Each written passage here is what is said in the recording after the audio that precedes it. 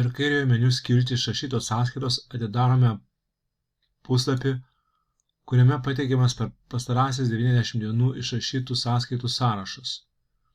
Jei norime, kad toks sąrašas būtų pateiktas kitam laikotarpiui, paspaudžiame mygtuką pasirinkti kitą periodą ir atsidaro laikotarpio pasirinkimo puslapis. Šiame puslapyje galime pasirinkti ne tik laikotarpį, bet ir tai, ar šio laikotarpio išrašytų sąskaitų sąrašas bus formuojamas visiems klientams ar tik pasirinktam klientui. Pasirinkus laikotarpį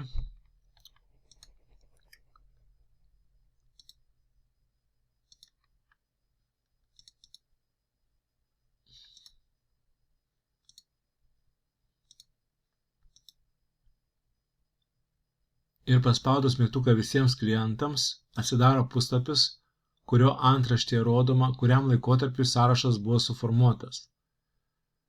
Jei dar kartą paspaudžiame mygtuką pasirinkti kitą periodą ir tada pasirinkime reikiamą klientą,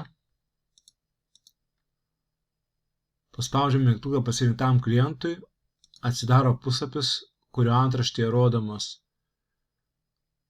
rodoma kuriam klientui ir kuriam laikotarpiui sukurtas sąrašas.